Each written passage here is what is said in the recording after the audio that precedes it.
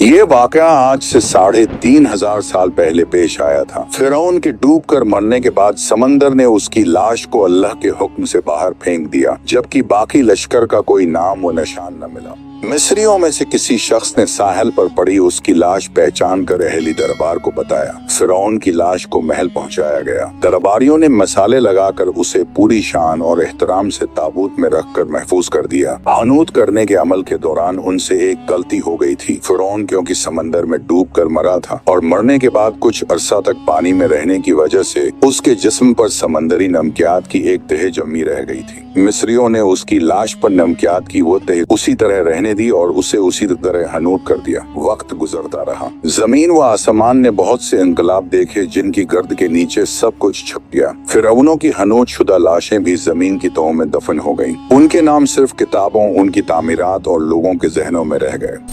इस वाक़ये के 2000 साल बाद इस दुनिया में अल्लाह के आखिरी नबी हजरत मोहम्मद सल्लल्लाहु अलैहि वसल्लम तशरीफ लाए। उन पर नाजिल होने वाली अदाचे आखिरी किताब में फिरौनों के किस्से बड़ी तफसील के साथ बयान किए गए थे। उसी सिलसिले में इस फिरौन का जिस्म महफूज करने की बाबत आयत भी नाजिल हुई थी, जिसकी सच्चाई पर सब अहली ईमान का पख्ता यकीन था। मिस्र के एक शहर अलगुरनिया से ताल्लुक रखने वाले एक गरीब और मामूली चोर अहमद अब्दुल रसूल को फिरौनों की हनूत शुदा लाशों तक जाने वाले खुफिया रास्ते तक रसाई मिल गई। अहमद अब्दुल रसूल नवादिरात चोरी करके पीछा करता था। एक दिन वो दरियाए नील के किनारे तबीसा के मकाम पर उसी सिलसिले में फिर रहा था। वो जिस जगह को खोद रहा था वहाँ से मम्मियों के साथ उसी गरक होने वाले फिरौन की लाश भी मिल गई। उसके कफन पर सीने मकाम पर उसका नाम लिखा हुआ था। इन मम्मियों को माहिरीन काहिरा ले गए।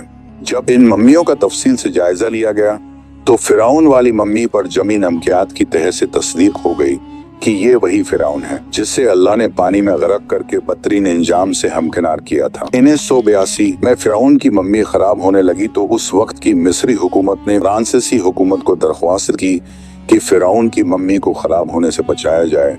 नेज जदीद साइंसी जराया से उसकी मौत की वजह भी मालूम की जाए। चनांचा मिस्री और फ्रांसीसी हुकूमत ने मिलकर मम्मी को फ्रांस ले जाने का इंतजाम किया। जब फिरौन की लाश को फ्रांस पहुंचाया गया तो एयरपोर्ट पर उस दौर के फ्रांसीसी सदर बिजाती खुद हुकूमत के उन तमाम वज़रा और फौज के अफसरान के साथ इस्तकबाल के लिए मौजूद थे। फिरौन की लाश का इस्तकबाल किसी अजीम जिंदा बादशाह की तरह किया गया। फौजी दस्तों ने सलामी दी।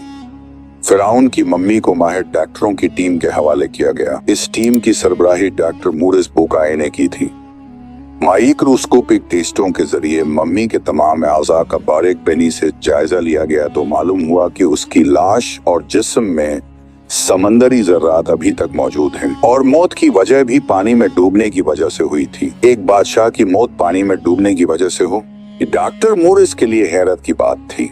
उसने इस मम्मी के बारे में मजीद जानने की कोशिश की तो उसे मालूम हुआ कि इस बादशाह की मौत के हालात मुसलमानों के नबी हजरत मोहम्मद सल्लल्लाहु अलैहि वसल्लम पर नाजिल होने वाली किताब कुरान पाक में तफसील से दर्ज हैं। उसे इल्म था कि जहां से ये लाश मिली है वो एक इस्लामी मलिक है। चनांचा तजस्सुस के हाथों मजबूर होकर वो मिस्र पहुंचा। वो एक साइंसदान था। उसने इस मामले में मिस्र के ही एक साइंसदान से मुलाकात की।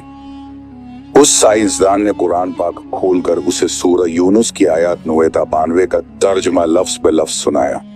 फिरौन का खुदाई का दावी उसका पानी में डूब कर मरना, फिर पानी से निकाल कर उसकी लाश का हनूत हो जाना, फिर दोबारा लाश का मिलना और फिर उसकी लाश को जदीद साइंसी दौर में दोबारा महफूज किया जाना, सबका इशारा एक जानिब था और बहुत वाज़ेह था। तझे बाद में आने वालों के लिए इबरत का निशान बना दूंगा। फिरौन की लाश ऐसे महफूज करके दुनिया के सामने लाकर रख दी गई है कि इंटरनेट की एक क्लिक पर रसाइल व जरायद पर टीवी चैनल्स और अजायब घर में अरबों इंसानों की आंखों के सामने करीहा और पचकी हुई काबिल तरस हालत में मौजूद है। अबरत के लिए सोचने के लिए कि इबादत के लायक और हमेशा रहने वाला वही है जो सबका खालिक और राज़िक है। डॉक्टर मोरिस ने आयत का तर्जुमा सुना तो उसी वक्त पुकार उठा, कुरान सच्चा है। उसने कलिमा पढ़ा और मुसलमान हो गया।